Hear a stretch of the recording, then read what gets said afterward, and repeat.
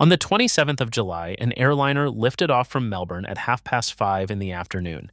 It did not land for 24 hours and 24 minutes. It flew east. Across the Pacific, over the western United States, eastern Canada, the southern tip of Greenland, then south over Britain and into Toulouse. 12,460 nautical miles without a stop. 2 sunsets and 2 sunrises.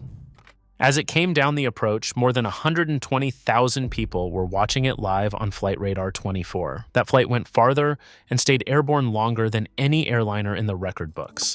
The mark it passed had stood for 20 years, and it belonged to Boeing. The aircraft that passed it was an Airbus, which is the strange part because Boeing had a jet designed for exactly this mission. And when the airline went shopping, Boeing lost. This was the second half of a pair. 4 days earlier, the same airframe flew the other way, Toulouse to Melbourne, 9,120 nautical miles in 19 hours and 12 minutes, routed west across the Indian Ocean. 4 Airbus test pilots and 5 flight test engineers were aboard, with 2 Qantas pilots joining for the return. The aircraft made its first flight on the 2nd of June this year. It is about 2 months into a test campaign, and this was the hardest thing anyone has asked it to do. There's a catch, though, and it shows up the moment you look inside the cabin. When this aircraft enters service, it will carry 238 passengers. That is a small number for an airframe this size. A standard Airbus A350-1000 seats between 350 and 410 people in a normal 3-class layout and can be fitted with as many as 480. Qantas is deliberately operating it with fewer than 240. Roughly 100 seats, deleted on purpose. Qantas says it will be the lowest density A350 in the world, and then Qantas gives away more of the floor. Between premium economy and economy sits something the airline calls a Wellbeing Zone, a piece of cabin with no seats in it at all where passengers can stand up, stretch, move around, and get water. On the longest scheduled flight ever attempted, an airline is spending floor space on a room where nobody sits down. That is not a design flourish, it's arithmetic, and it points at the thing that governs every ultra-long-range aircraft ever built. Fuel is heavy. To fly further, you carry more of it, and the extra fuel itself has to be lifted, which burns more fuel to carry. The penalty compounds against you the further out you push. So somewhere near the limit, the aircraft can no longer be made to go further by adding fuel alone. Something else has to come off. And the only thing left to remove is what you were trying to carry in the first place. Range, in other words, is never free. It's bought, and the currency is payload. Here's the part most explanations stop short of. Payload isn't ballast. Payload is revenue. Every kilogram sacrificed to reach London nonstop is a seat that could have been sold. So the trade isn't engineering against physics. It's engineering against the income statement. Which is why the specific numbers matter so much, and why an airline will fight for a single extra tank. That tank is the whole reason this aircraft exists. Airbus built a rear center tank into the structure of the A350-1000, adding about 20,000 liters of fuel. Airbus says it extends the range of the standard aircraft by roughly 1,000 nautical miles, with enough left over for diversions at the end of the flight. Sydney to London is close to 10,000 nautical miles, with flight times of up to 22 hours. One tank is the difference between a route that exists and a route that doesn't. Now go back 20 years, because this category used to belong to the other manufacturer entirely. In November of 2005, a Boeing 777-200LR flew from Hong Kong to London the long way round, eastbound across the Pacific. 11,664 nautical miles in 22 hours and 42 minutes. Guinness World Records monitored it and handed Boeing a certificate at Heathrow for the farthest flight by a commercial aircraft. Boeing called that jet the Worldliner. The name was the whole pitch. This is the aircraft that reaches anywhere. Be precise about what happened this week, though, because the coverage has been loose with it. Airbus has not broken that record yet in any official sense. Guinness has ratified nothing, and the existing entry is written around an unmodified commercial aircraft, while this Airbus carries an extra tank built into its structure. What isn't in dispute is the arithmetic. 12,460 nautical miles against 11,664, 24 hours and 24 minutes against 22 and 42. And neither aircraft carried a paying passenger. Both flights were a manufacturer proving a point. So when an airline finally announced it wanted to fly the routes nobody could fly, Boeing should have walked it. In 2017, Qantas put the challenge to both manufacturers publicly. Build us something that can fly Sydney to London and Melbourne to New York nonstop, with a full payload. Alan Joyce, then the chief executive, called it the last frontier in global aviation and the antidote to the tyranny of distance. Boeing offered the 777-8, the smaller, longer-legged member of the 777X family. On paper, it was a serious answer: shorter fuselage, fewer seats, more range with strong field performance. Airbus offered something less exciting and more available, a modification of an aircraft already certified and already flying. On the 13th of December 2019, Qantas named the Airbus as its preferred aircraft. And what the airline said about why is not the reason most people assume. Joyce said the agreement on the table with Airbus offered the best possible combination of commercial conditions, energy efficiency, operating costs, and customer experience. He also singled out the proven reliability of the Rolls-Royce engines, commercial terms, economics, a known engine, not a word about timing. In fact, Joyce had publicly rejected the timing argument outright, asked whether Boeing was handicapped by offering an aircraft that existed only as a design. He said Boeing was not at a disadvantage because of it. So by the airline's own account, Boeing did not lose because its aircraft wasn't ready. And yet, look at what the Seattle Times reported the same day. Boeing's disadvantage, it said, was the fading chance that the Dash 8 would be available in time. Look, too, at how hard Boeing was working the problem. Reporting at the time described Boeing offering stopgaps to bridge the gap until the Dash 8 arrived, a modified version of the larger 777-9, and by some accounts, even the old Dash 200LR. Manufacturers do not offer substitute aircraft for a product they are confident can be delivered on schedule. And airlines do not say out loud that they doubt a manufacturer will deliver. Not about a company they still buy from, still need parts from, and still have to negotiate with next year. The polite answer and the operative answer are rarely the same sentence. Then history settled the argument on its own. The 777X was launched in 2013 and was supposed to enter service in 2020. The larger Dash 9 first flew in January of 2020. It still has not been certified.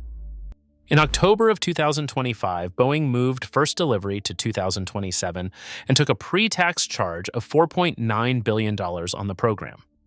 This year, the head of the Federal Aviation Administration indicated certification itself is unlikely before 2027. Behind the outstanding work on two 737 variants, the program is running about 7 years late. And the Dash 8, the aircraft Qantas was offered, sits behind the Dash 9 in that queue. It has not been certified and it has not been delivered to anyone. Look at the scale of what is queued behind it. There were around 619 orders on the 777X books as of late 2025 across 12 customers. Emirates alone holds 115 and expected its first aircraft in 2020.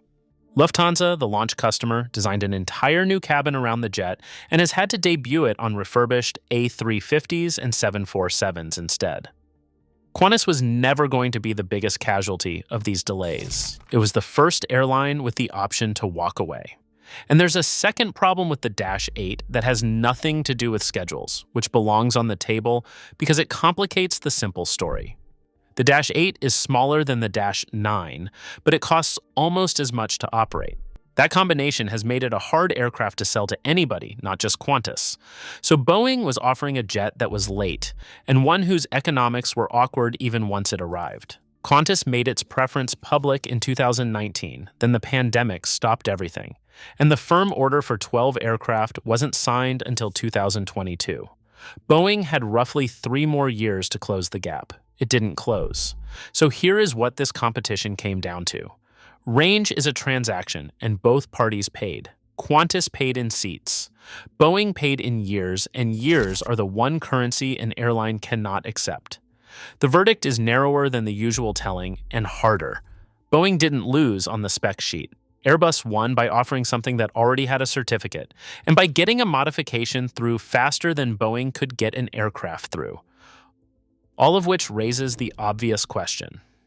If you delete 100 seats from a jet, how does the route make money at all? Stop looking at the aircraft and look at the seat map, because that's where the answer is.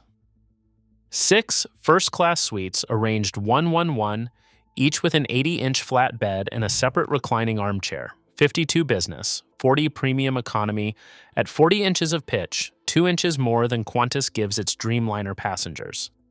And 140 economy at 33. Around 40% of the cabin is premium or premium economy, a far higher proportion than a normal A350 carries, and higher than Qantas runs on its own Boeing 787 or its A380. That isn't an aircraft carrying fewer people, it's an aircraft carrying different people. And Qantas has real numbers behind the bet, not a theory. The airline already runs a non-stop from Perth to London, and its international chief executive Cam Wallace said this year that the route has delivered a sustained 20% uplift in unit revenue compared with the one-stop service through Singapore. On Sydney to London, the airline expects that premium to reach 30%. It's planning for an 85% load factor in the premium cabins alone. Read that carefully, because it inverts what the flight appears to be. Qantas is not selling distance. It's selling the removal of a stop to passengers whose employers are paying the invoice. The airline says the non-stop saves up to 4 hours against the fastest one-stop option available today. 4 hours priced at a 30% premium on a route that has needed a transit stop for so long that the industry gave it a name of its own, the Kangaroo route. Because 20 years ago, the identical problem got the exact opposite answer. The A380 was the other solution to Sydney and London. Not fewer passengers and no stop, but far more passengers and one stop. Qantas still runs 10 of them in a 4-class layout of 485 seats. That is almost exactly double the new aircraft. And the route they fly is Sydney to London by way of Singapore, filling the aircraft at a hub in the middle. Both answers are about to be in the air at the same time. Qantas has said the non-stop will operate alongside its existing Sydney, Singapore, London, and Perth-London services, and the airline has put the start of A380 retirement in the 2032 financial year. So for something like 5 years, the same airline will sell 2 opposite solutions to the same journey and let passengers choose between them. Same carrier, same 2 cities, 2 contradictory bets 2 decades apart. And there is already a verdict on one of them, because the 4-engine giant lost the wider argument to efficient twins long before this aircraft flew. There's a detail in the fleet plan that gives the whole game away. From around 2030, Qantas plans to put standard A350-1000s onto the Singapore and Los Angeles routes as the super jumbos wind down. Those aircraft are set to get the same first-class suites. What they will not get is the Wellbeing Zone. On a route that doesn't need the range, the room with no seats in it becomes economy seating instead. There is one thing that could still undo all of this, and it is not engineering. An aircraft operating close to the edge of its range is the most fuel-exposed asset an airline can own. When fuel is cheap, the economics work. When fuel spikes, the route that needs the most fuel per passenger is the first one to stop making sense, and there is very little margin left to absorb it. That is not hypothetical, and there is a precedent that ended exactly this way. Singapore Airlines flew non-stop to Newark from 2004 using the Airbus A350-1000, an aircraft configured for the same low-density, premium-heavy mission. Rising fuel prices made the arithmetic impossible, and in 2013, the airline canceled the route outright and retired the aircraft. The world's longest flight stopped existing. It took 5 years and a far more efficient aircraft before anyone tried again. Qantas has ordered 12 of these. The first, named Vega, is due for delivery in April of 2027. Tickets are expected to go on sale in February of that year, and the first Sydney to London non-stop is planned for October, which means the aircraft that just crossed 3 continents and 2 oceans in a single hop still has more than a year of testing and certification in front of it before a paying passenger sits in one of those 238 seats. And when they do, they'll be flying a route that Boeing spent 20 years being the obvious answer to, and then wasn't. Because you can build the better aircraft on paper and still lose. Boeing didn't lose the longest flight in the world on performance. It lost it on the calendar. You cannot sell an airplane that isn't allowed to fly yet. Which leaves an uncomfortable question hanging over Everett, where finished 777X airframes have been accumulating for years, built, painted, and legally undeliverable, waiting on a certificate that keeps moving. That's a story of its own.